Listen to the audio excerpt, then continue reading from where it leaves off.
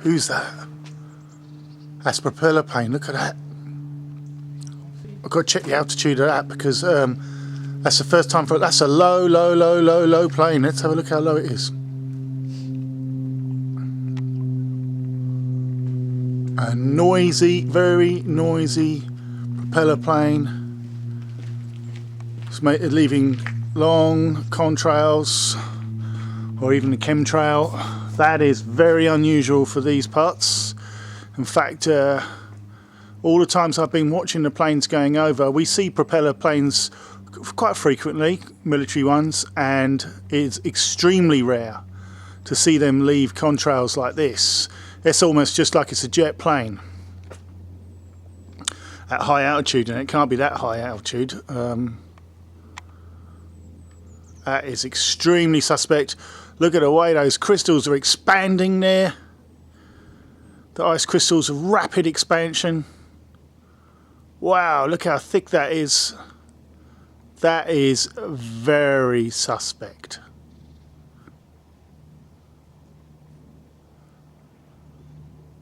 So here we are today on December, I think it was December the 2nd today or December the 3rd? 3rd, December the 3rd. And we've seen a lot of activity in the sky today. The sky last night was beautiful, clear. You could see all the stars, etc., etc. And then this morning, the trails just started to get visible. They started to persist. They started to get longer. And there has just been plane after plane after plane. A very, very high volume of traffic today, air traffic. And all of the cloud formations you can see in the sky today have evolved purely from the contrails and the cloud formations that have evolved from these contrails. Contrail series, all of this cloud totally. I've been taking photographs of it all morning in development. All of this cloud formation is purely from the aviation industry. Now, even the well-known groups such as Contrail Science and Metabunk understand now that there's plenty of scientific documentation that says contrail cirrus clouds have a net warming effect. And we all know that during the winter time, when it's a cloudy night, you don't get a frost because the clouds trap in some heat. So we're seeing lots of heat being generated from the sun and being trapped in by these clouds. This is, whether it's deliberate or inadvertent, this is weather modification. Now, I've seen many patents about weather modification now. I've seen some that even use contrails deliberately for weather modification. Now, I can see beyond any doubt whatsoever, because I've watched this develop this morning, that all of this cloud formation has come from aviation use. I would postulate that that is deliberate. That all these documents and all these books that I've been reading about weather modification and the long-term desire of many nations all around the world to develop to develop weather and climate modification. Now, that's the important part. The weather modification has gone in tandem with climate modification. They're not two separate things. One facilitates the other. It's very, very complex. You can't nail it down to one thing. As this has been developed over so many decades, it's incredible. There is no doubt whatsoever in my mind that covert weather and climate modification is being used to deliberately con the masses into believing we have this climate crisis that is being used to bring in carbon taxes, 500 new climate laws, Agenda 21 Sustainable Development, Agenda 2030, UN post-2015 agenda, which is essentially all the framework necessary for a one world government. So the banksters and the oligarchy can have their world empire, a global green communism based on the fear of climate change and what we're doing to the planet. Well, none of us are industrialists. None of us invented plastic. None of us forced the supermarkets to start packaging all the food in plastics so they could have central warehouse distributions to create monopoly over food supply.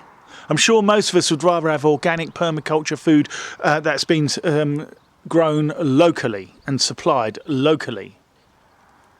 So there's all kinds of issues. Some to do with sustainable development are good, but the vast majority is all about creating a framework for a one world government, and we do not consent. And there's obviously some global weather and climate modifications running right now, despite the denials, the plausible deniability, and the resolute line that's been drawn to say no, it's not going on. Yet all of the research documentation and the historical factual documents from governments would indicate very, very strongly that there is currently a global weather and climate modification program with many countries complicit and involved. And it's being used to bring in a one world government, which all these puppeticians are welcoming. They want it. The end of sovereignty, the end of freedoms, welcoming in a totalitarian system of tyranny. This is what's coming. And it's all based on a massive lie. The veil of deception is that, we've got a climate problem, we've got water shortages, we've got overpopulation. All these things we talked about in the Club of Rome in 1991, and it is just the replacement strategy, because open warfare won't allow these bankers and this oligarchy to get the one world government that they want. So they're using alternative methods because they know that they must have the consent of the people. They need our cooperation. That's the whole idea about using a global threat of global warming, because they will repeat until everybody just goes, okay, yeah, let's stop. Let's take climate action. Let's take climate action. What's climate action? Well, we're going to remove CO2, that life-giving gas that gives life to plants and gives us all food and gives nature the life it has. We're going to try and remove that from the environment. Yeah, that's the plan. That's the plan. Or we're going to spray particles into the atmosphere, nanoparticles of aluminium oxide and diamonds of carbon nanotubes and various other things toxic to health. Oh yeah, don't worry about that, because we've got too many people anyway, haven't we? Yeah, we're going to spray sulfuric acid, and we don't worry about that. Yeah, we know it kills people, but it doesn't matter. We think the risk is worth it. We don't mind culling a few people because, well, according to the oligarchy, they got far too many of them. They got enough slaves.